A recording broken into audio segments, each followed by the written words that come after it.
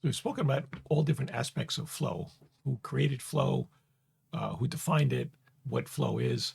And what we want to look at today is what stops you from being in flow. And there's a number of things. It's pretty simple. Pretty much distractions stop you from getting into flow. Interruptions like your cell phone, text messages, someone intruding on you when you're working, a doorbell ringing, a social media alerts, all those kind of electronic stuff that we seem to be addicted to with our phones today. The average person gets an interruption every 3 to 5 minutes, and it can take them up to 15 minutes to get back into a flow state if they can get back into that same flow state and get into that same state of mind. So, if that's the case, theoretically, you can never get into flow because you get interruptions every 5 minutes. What you need to do is put like a sign on your door that says "Do not disturb."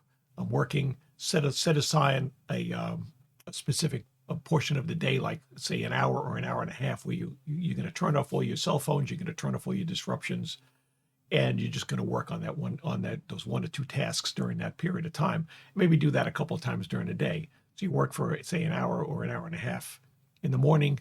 You take a half an hour break. You check your email. You check all your phones and see if you got any messages or anything.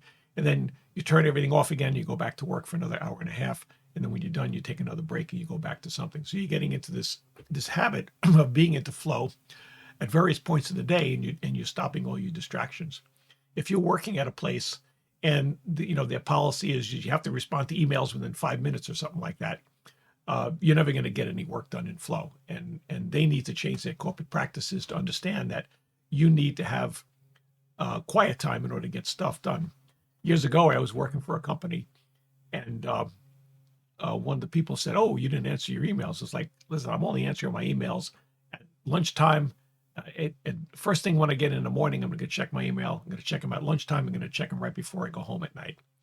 So, if you're expecting an answer right away, it's not going to happen. It's going to be at one of those times because I need to get work done, and I can't do interruptions all day long like you want me to do.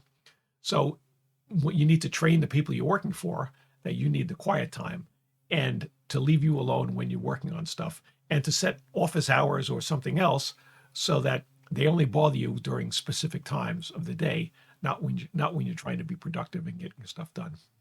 Let me know that helps. And again, if you're interested in learning more about flow and want to join one of my classes, go to my website and see what's going on. We'll be back tomorrow with another episode on what triggers flow, and that should be really interesting.